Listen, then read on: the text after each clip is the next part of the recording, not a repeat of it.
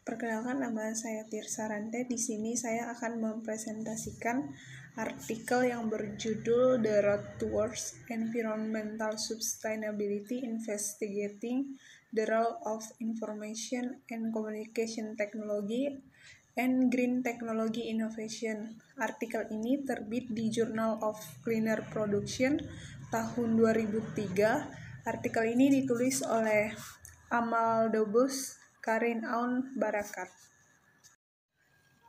Saat ini pencemaran lingkungan ini dan pemanasan global ini telah menarik perhatian dari para peneliti. Nah, muncul beberapa perhatian dari para peneliti bagaimana penggunaan teknologi ini bermanfaat untuk keberlanjutan.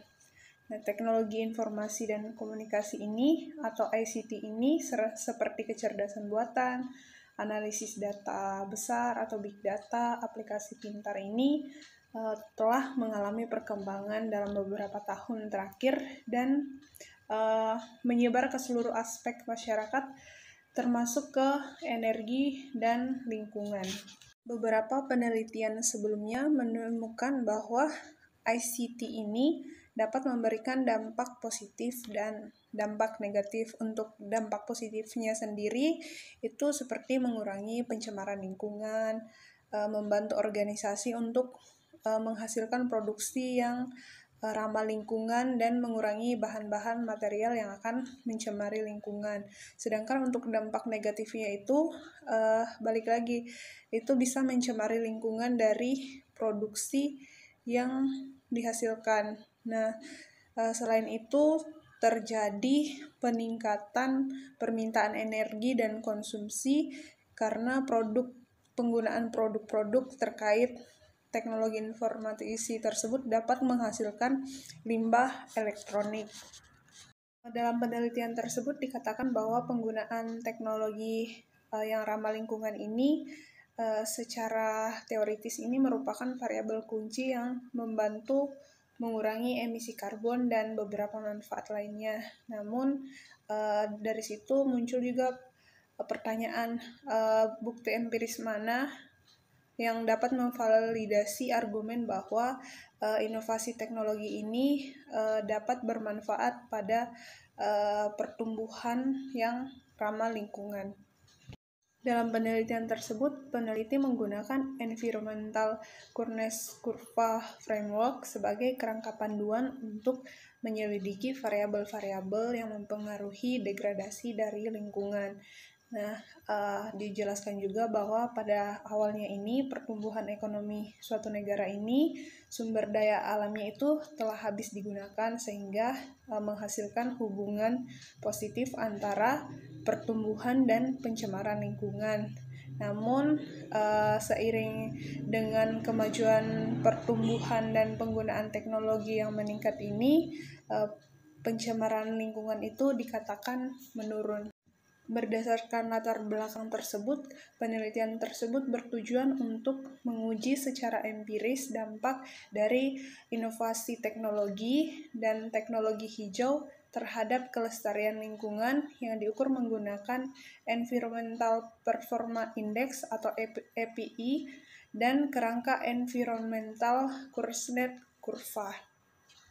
Dalam penelitian tersebut, peneliti mengembangkan 6 hipotesis. Untuk hipotesis pertama ini, ICT berpengaruh positif terhadap kelestarian lingkungan. Untuk hipotesis yang kedua itu, inovasi teknologi hijau ini berpengaruh positif terhadap kelestarian lingkungan. Nah, untuk hipotesis H3-nya ini, indeks pembangunan ini keuangan berpengaruh positif terhadap kelestarian lingkungan. Nah, untuk H4 ini urbanisasi berpengaruh positif terhadap kelestarian lingkungan. Nah, untuk hipotesis H5 ini keterbukaan perdagangan ini secara positif mempengaruhi lingkungan keberlanjutan. Dan untuk hipotesis yang keenam yaitu investasi asing ini berpengaruh positif terhadap kelestarian lingkungan. Secara lebih lengkapnya untuk hipotesisnya teman-teman bisa lihat di gambar 1. Untuk metodenya itu peneliti mengadopsi kerangka Environmental Kuznets Curve framework dan menggunakan indeks EPI ini sebagai proksi kelestarian lingkungan. Nah, untuk datanya ini, peneliti mengumpulkan data di 21 negara dengan tingkat pembangunan yang berbeda dari tahun 1995 sampai 2019. Analisis datanya ini menggunakan OLS. Nah, sampelnya itu mencakup 21 negara seperti yang teman-teman lihat di layar, yang mencakup Argentina, Kanada, Cina, dan lain-lain. Untuk setiap pengukuran variabelnya itu teman-teman bisa lihat di tabel 1. Untuk hasilnya sendiri, untuk hipotesis satunya itu terdukung, hipotesis 2-nya itu terdukung, dan hipotesis ketiganya itu terdukung.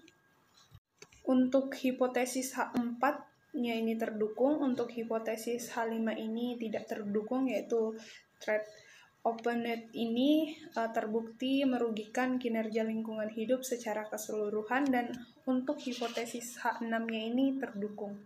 Beberapa temuannya itu, untuk beberapa temuannya yang pertama, ICT ini tidak hanya mengurangi emisi karbon, namun meningkatkan kualitas lingkungan alam secara keseluruhan. Selain itu, ICT ini digunakan untuk menciptakan teknologi inovatif yang hemat energi dan teknologi yang ramah lingkungan yang dapat meningkatkan kualitas lingkungan secara signifikan. Untuk temuan lainnya itu, ketika pendapatan meningkat, itu kesejahteraan sosial juga akan lebih meningkat, sehingga individu ini akan cenderung untuk menerapkan praktik dalam bidang ekologi, misalnya mengkonsumsi barang-barang yang ramah lingkungan. Selain itu, adanya dampak urbanisasi ini memunculkan kota-kota pintar yang menggunakan berbagai teknologi kecerdasan buatan ini untuk memantau misalnya tingkat polusi, mencegah risiko lingkungan, mengelola limbah, dan lainnya. Untuk kesimpulannya ini, ICT ini mempunyai pengaruh positif terhadap indeks lingkungan. ICT ini mendorong dematerialisasi dan membantu mengurangi emisi karbon, meningkatkan penggunaan dan pembangkit sumber energi terbarukan, menawarkan peningkatan produktivitas, dan meningkatkan efisiensi energi. Selain itu, ICT generasi baru ini seperti kecerdasan buatan ini berguna untuk perencanaan dan pengelolaan lingkungan. Nah, meskipun masih dalam tahap awal, inovasi teknologi ramah lingkungan ini memberikan tekanan positif pada indeks lingkungan sehingga berkontribusi terhadap pencapaian kelestarian lingkungan. Dalam penelitian tersebut terdapat keterbatasan. Yang pertama ini, penelitian tersebut hanya menggunakan 21 sampel negara. Selain itu, terdapat permasalahan peraturan lingkungan yang berbeda-beda di masing-masing negara. Nah, selain itu juga, ukuran yang digunakan ini mungkin belum merefleksikan atau mencerminkan inovasi teknologi yang ramah lingkungan. Sekian presentasi dari saya, kurang lebihnya mohon maaf. Terima kasih.